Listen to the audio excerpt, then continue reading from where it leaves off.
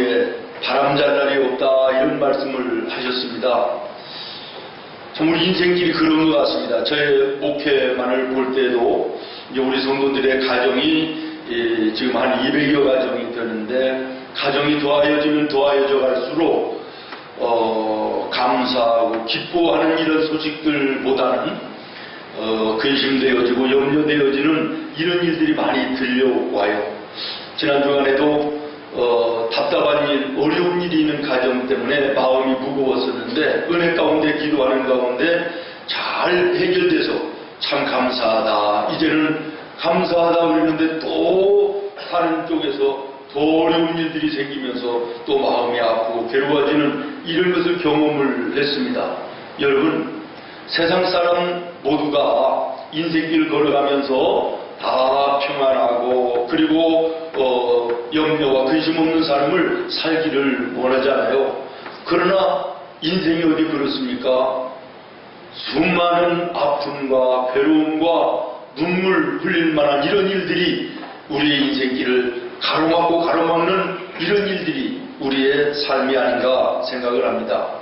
옛날에 어떤 임금님이요, 역사학자들을 전부 다 불러 모아가지고 이 세상의 역사를 좀 요약을 해서 책으로 만들어가라 그랬더니 10년을 연구해가지고 수십 권의 책을 만들었다고 그래요.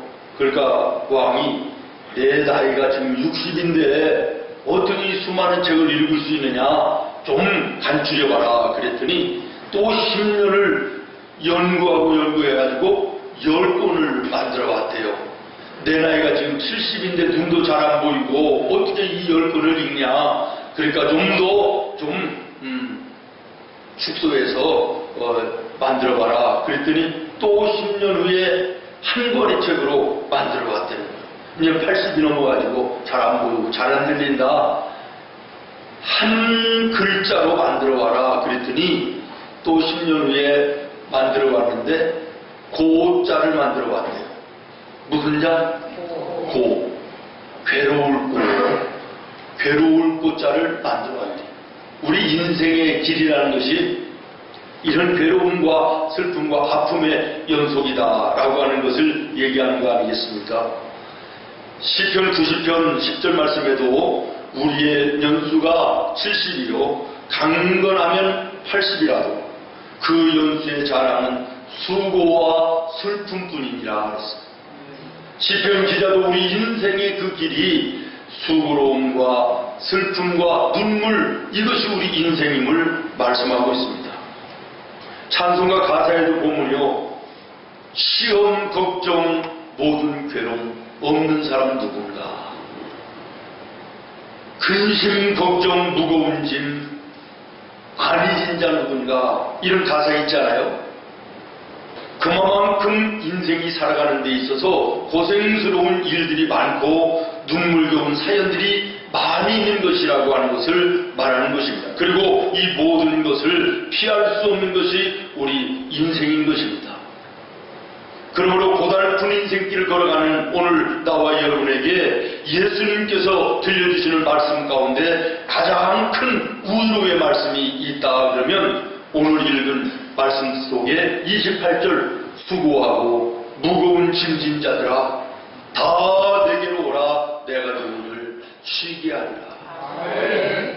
사랑하는 여러분, 수도 없이 듣는 말씀이지만 오늘 이 아침 여러분의 삶에, 여러분의 심령에 이 말씀이 다시 한번 새롭게 들려지는 은혜가 있기를 바랍니다. 수고하고 무거운 짐진 자들아 다 내게로 오라, 내가 너희를 쉬게 하리라. 그러므로 오늘 우리 인생에는 이 예수님이 필요한 것입니다.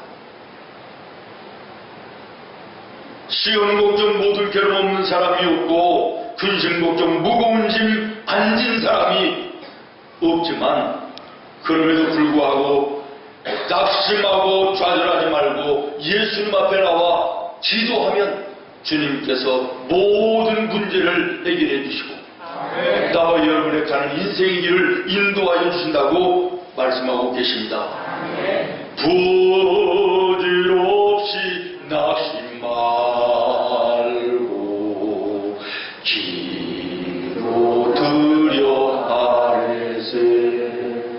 할렐루야. 오늘 예배 속에 하나님께 마음의 기도를 통하여 오늘 여러분의 질고와 여러분의 삶에 무거운 짐이라 할지라도 주님 앞에 내려놓으면 주님께서 대신 지시고 우리에게 자유함을 주시고 쉼을 주시고 소망을 주시는 은혜를 베풀어 주실 것입니다. 저는 지난주에 어떤 분과 대화를 하는데 신앙생활하기가 어렵다고 같은 예배당 안에서 그분 때문에 같이 예배드리기가 어렵다 그래요. 나를 아프게 한다는 거예요. 나를 속상하게 한다는 거예요. 나를 실망시킨다는 거예요. 그래서 예배드리기가 어렵다는 거예요. 저는 그 얘기를 들으면서 그런 마음의 아픔과 상처를 주는 그분도 문제가 있지만 지금 이렇게 얘기하는 이분도 문제가 있지 않나 하는 생각을 합니다. 나라고 하는 것이 그대로 있고 나라는 것을 앞세우기 때문에 상처가 되고 용서할 수가 없고 하나 될 수 없는 것이지, 정말 우리가 믿음에 넉넉한 예수님의 마음을 품고 세상을 바라보고 사람을 바라보면 이해하지 못할 일이 어디 있으며 품어 안지 못할 사람이 어디 있을까 하는 이런 생각을 해봅니다. 사랑하는 성도 여러분, 오늘 우리의 삶 속에 가장 불행한 사람이 어떤 사람인지 아십니까? 가장 불쌍하고 불행한 사람은 예수를 믿으면서도 기쁨으로 신앙생활을 하지 못하는 사람입니다. 기도하지 아니하는 사람은 누구 때문에, 환경 때문에, 이것 때문에, 저것 때문에 내가 오늘 상처를 받고 내가 오늘 아프고 내가 오늘 괴롭고 힘들다고 얘기합니다마는, 그러나 기도하는 사람은 결국에는 내 자신을 내려놓지 못하고 나를 고집하며 아집을 세우는 이것 때문에, 욕심 그대로 부리는 그것 때문에 사람과의 관계도 하나님과의 관계도 힘들고 어려운 것을 발견하게 되는 것입니다. 사랑하는 성도 여러분, 세상에서 지치고 괴롭고 상처 입고 곤고한 심령이 있을지라도 하나님의 성전에 올라와 예배함을 통하여 찬양과 기도와 말씀을 통하여 우리가 깨닫고 회개하고 그리고 새 힘을 공급받고 소망 가운데 세상을 향하여 나아가 또 영적 영향력을 끼치는 이것이 오늘 나와 여러분의 신앙생활이 되어야 될 것입니다. 모쪼록 오늘 이 아침 하나님의 성전에 올라왔을지라도 마음이 답답하고 인생의 괴로운 짐으로 무겁고 힘들고 곤고한 우리 성도님들이 계실지라도 오늘 이 예배를 통하여 하나님이 여러분의 마음을 위로해 주시고 모든 상처를 치료하여 주시고 모든 문제를 해결해 주시고 평안과 쉼과 자유함 속에 하나님 나라의 소망을 품게 하시는 놀라운 은혜가 있어지기를 예수님의 이름으로 축원합니다. 그래서 여러분들이 이 모습 이 마음으로 세상을 향하여 나가서 곤고한 자들에게 오히려 영적 영향력을 끼치고 실망하여 좌절하는 여러분들의 이웃들에게 예수님의 향기가 되고 소망이 되어 만나주는 여름날 타작마당의 시원한 냉수 같은 하나님의 사람들이 될 수 있기를 예수님의 이름으로 축원합니다. 오늘 성경 말씀을 보면 괴로운 인생길에 고통하며 아파하며 살지 말고 풍성하고 은혜가 넘치는 복되고 아름다운 삶, 마음의 평안이 있고 입술에 찬송이 있고 감사가 넘치는 은혜의 삶을 살기를 원하는 자에게 우리 예수님께서 세 가지를 말씀하십니다. 따라하겠습니다. 첫 번째, 내게 오라. 두 번째, 내게 배우라.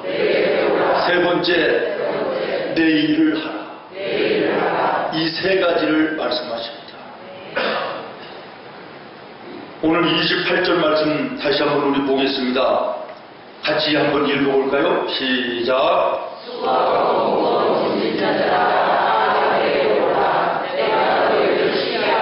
아멘.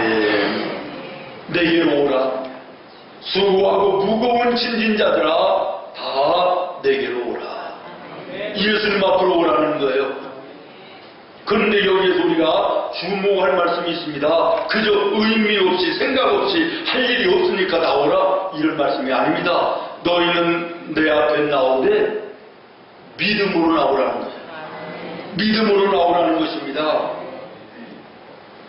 마태복음 14장에 보면 깜깜한 갈릴리 바다에 제자들이 배를 타고 갈 때 풍랑이 일어 우익이 속에 빠집니다. 그런데 저 앞에서 예수님이 파도 위를 걸어서 오십니다. 베드로가 깜짝 놀라서 주여 나도 걸어가기 하옵소서. 예수님이 말씀하십니다. 오라. 그랬더니 베드로가 물 위에 뛰어내려 걸어가다가 물속에 빠집니다. 나를 살려주세요. 예수님이 물속으로 빠져들어가는 베드로의 손을 잡으시면서 뭐라고 말씀하십니까? 믿음이 적은 자여 어찌 의심하였느냐. 다시 말하면 네가 나에게 오는 건 좋은데 믿음으로 와야지 왜 의심했느냐고 말씀합니다. 오늘 나와 여러분이 세상의 모든 짐과 염려와 근심과 눈물의 한숨의 짐을 가지고 주님 앞에 나오는 거 좋은 일입니다. 아름다운 신앙의 모습입니다. 그러나 나올 때 믿음을 가지고 나오라는 거예요. 이 문제를 가지고 예수님께 나아가 예수님께 구하면 전능하신 하나님 그 예수님이 나의 이 문제를 해결해 주실 것이다.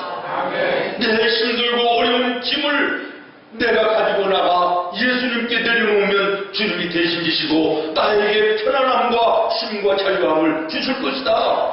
이 믿음을 가지고 나와야 된다는 거예요. 여러분 오늘 이 아침 예배 속에 주님 앞에 나오신 거 잘하셨습니다. 그러나 여러분 믿음을 가지고 나오셨어야 되는 것입니다. 여러분의 삶의 문제가 어떤 것이든 인생의 괴로운 질고가 어떤 짐이든지 간에 믿음으로 나와 주님께 맡기면 주님이 그 모든 짐을 대신 지시고 그 모든 문제를 해결하시고 우리에게 소망과 새 힘으로 세상을 이길 수 있는 능력과 권세를 주시는 줄로 믿습니다. 요한복음 14장 1절에도 너희는 근심하지 말라 염려하지 말라 하나님을 믿으니 또 나를 믿으라. 예수를 믿는 마음으로 주님 앞에 나와 예배할 때 여러분의 삶의 모든 짐이 해결되는 놀라운 역사가 있게 되는 줄로 믿습니다. 여러분 아무리 견고한 문이라고 할지라도요 거기에 맞는 열쇠 하나면 간단하게 열려요.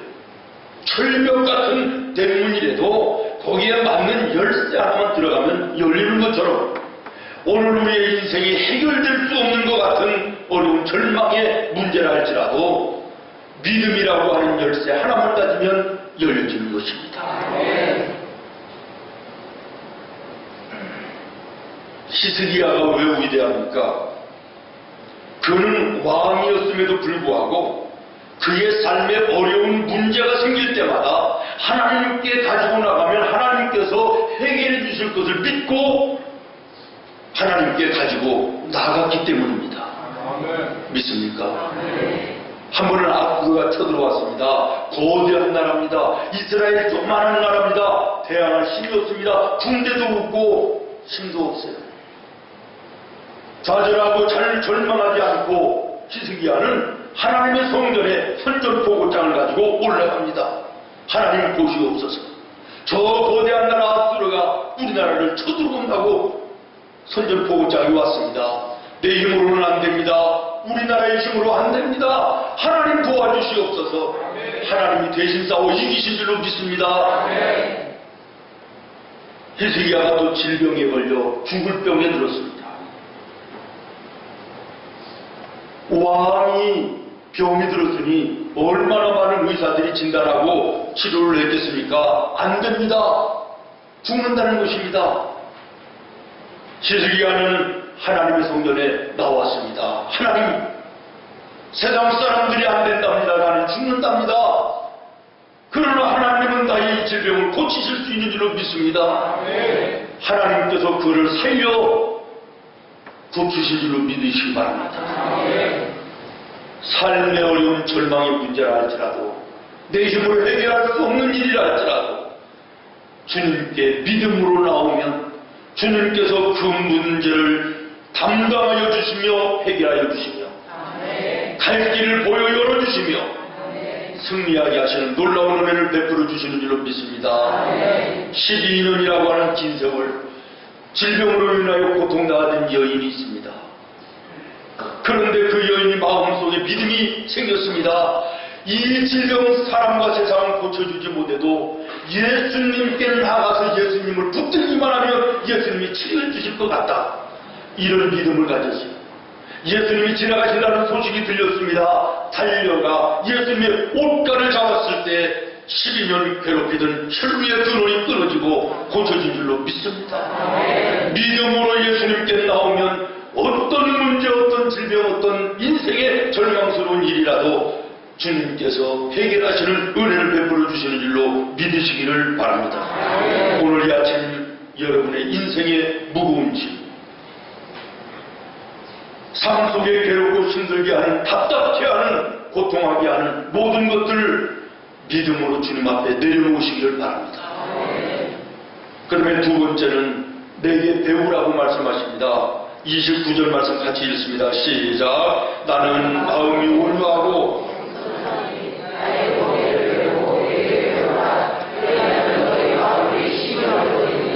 아멘. 내게 배우라는 거예요. 여기 내게 배우라라고 하는 말씀을 다른 말로 얘기하면 예수님의 마음을 터득하라라는 말이에요. 빌립보서 2장 5절에 너희 안에 이 마음을 품으라 곧 그리스도 예수의 마음이니. 여러분의 마음 속에 예수님의 마음을 품으라는 거예요. 예수님의 마음을 배우라는 거예요. 예수님의 마음을 터득하라는 거예요. 그러면 우리가 우리의 마음 속에 예수님의 마음을 터득해야 될 것이 무엇인가? 29절에 분명하게 두 가지 말씀하시잖아요. 온유함과 겸손입니다. 여러분, 온유라는 게 뭡니까? 온유함이라고 하는 것은 부드럽고 모든 것을 포용할 수 있는 마음, 이것을 온유라 이렇게 얘기합니다. 겸손이 무엇입니까? 겸손이라고 하는 것은 자기 자신을 비우고 낮추어서 다른 사람을 높이 그르는 것, 이것이 겸손입니다. 그러면 예수님의 온유하심은 어떤 것입니까? 당신을 비판하고 조롱하는 사람들, 심지어는 십자가에 당신을 못 박는 로마의 원수 같은 그들마저도 사랑하며 마음으로 품어안고 하나님께 그들의 영혼을 위하여 간절히 기도하는 이것이 예수님의 온유한 마음입니다. 이 마음을 배우라는 거예요. 이 마음을 터득하라는 거예요. 그 다음에 예수님의 겸손은 무엇입니까? 하나님 나라 영광스러운 아들의 보좌를 버리시고 낮고 천한 인간의 모습으로 이 땅에 오시기까지 겸손해지셨고, 십자가에서 나와 여러분의 죄를, 죄인 되었던 나와 여러분의 죄를 위하여 피 흘려 죽이시기까지 낮아지셨던 그 겸손의 마음, 생활 속에서도 냄새나는 제자들의 발을 무릎 꿇어 씻기시던 그 예수님의 겸손하심, 이 겸손을 오늘 배우라고 말씀하시는 것입니다. 사랑하는 여러분, 오늘 나의 인생의 괴로움과 인생 속의 고통과 아픔, 이유가 여러 가지 있겠으나 정말 예수님의 이 온유하심과 예수님의 이 겸손하심을 우리가 터득했다면 아마 이 괴로움과 고통은 거의 없을 것입니다. 사람 때문에 괴로워하겠습니까? 환경 때문에 낙심하고 절망하겠습니까? 예수님은 그 온유하심과 그 겸손하심 우리가 터득하면 내 자신은 십자가 밑에 내려놓는 것입니다. 이것을 우리가 터득하지 못했기 때문에 여전히 예수를 믿는다, 신앙의 생활을 한다, 예배를 드린다 하면서도 내가 그대로 있는 것입니다. 내가 그대로 살아있는 것입니다. 욕심과 혈기와 분냄과 정욕과 더러운 것들이 그대로 살아있는 거 아닙니까? 그렇기 때문에 우리 인생은 고달픈 것이고 괴로운 것이고 고통스러운 것입니다. 예수님의 온유하심과 겸손을 터득해서 오늘 날 세상의 모든 것들을 십자가 밑에 내려놓으면 주님께서 우리의 모든 것을 대신 지시고 우리에게 참된 힘을 주시고 참된 평안을 주시고 하나님 나라의 소망을 허락해 주시는 줄로 믿습니다. 그러면 마지막으로 세 번째, 내 일을 하라고 말씀하십니다. 오늘 내게 배우라 라고 하는 말씀 앞에 나의 멍에를 메고 라고 하는 말씀을 주십니다. 나의 멍에를 메고 내게 배우라. 이 말씀은 내 일을 너희도 함께 하라 이런 말씀이에요. 멍에라고 하는 거 우리 젊은이들은 잘 모르겠습니다만은 소 쟁기질을 할 때 그 목에다가 이렇게 시옷자처럼 거는 것이 멍에입니다. 이 멍에를 같이 맸다라는 것은 같은 일을 한다는 뜻입니다. 예수님께서 나의 멍에를 메고 내게 배우라 하시는 이 말씀은 너희가 온유함과 겸손의 마음을 터득하기를 원한다면 나의 일을 같이 하자라는 거예요. 그렇습니다. 예수님의 기뻐하시는 일을 우리가 함께 할 때 그 속에서 우리는 예수님의 온유하심과 겸손을 터득할 수 있는 것입니다. 가만히 앉아서 터득되는 것이 아닙니다. 가만히 앉아서 오는 것이 아닌 것입니다. 우리가 예수님의 마음, 그 온유하심과 겸손함을 우리가 터득하기를 원한다면 예수님이 하시는 일, 예수님이 기뻐하시는 일에 우리가 함께하는 나와 여러분 되어야 될 줄로 믿습니다. 아이고, 세상의 일도 바쁜데요. 내가 하는 일도 피곤한데요. 숨 돌릴 틈도 없는데 어떻게 하나님의 일까지 합니까? 어떤 분이 우리 성문교회에 더 이상 못 나오겠다 그러는데요. 왜 그런가 그랬더니 예배가 너무 많다 그러는데요. 애들도 좀 쉬어야 되는데 애들을 어느 교회는 옆에 있는 어떤 큰 교회를 얘기하면서 그 교회는 애들 아침에만 오라고 그러는데 생문교회는 오후에까지 오라고 그러는데요. 그래서 편안하게 신앙생활을 해야 되는 거예요. 여러분,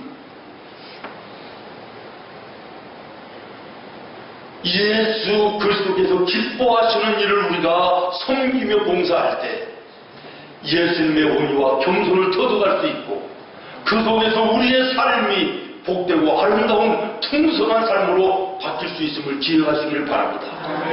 우리 기독교는 역설의 진리입니다. 설명으로 이해되고 논리로 설득되는 종교가 아닙니다. 순종함으로 행함 속에 체험되는 것이 우리 기독교입니다.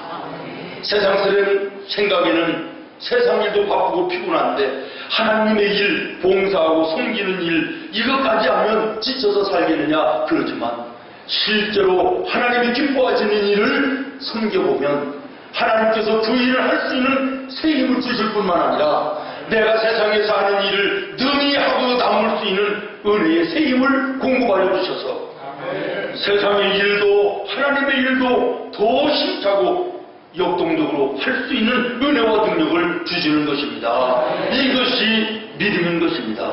이것이 신앙인 것입니다.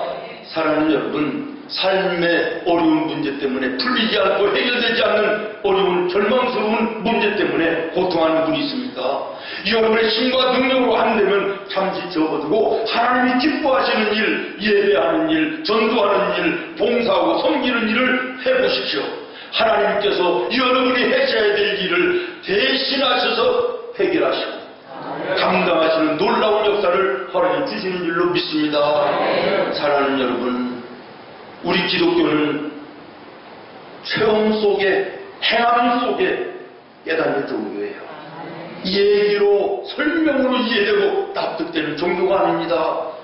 다시 말씀드립니다. 여러분의 삶이 은혜로 풍성하고 소망으로 넘치는 복되고 아름다운 삶이 되기를 원합니까? 하나님이 기뻐하시는 일을 열심을 다해 하시기를 바랍니다. 오늘 우리 찬양대가 앉았습니다.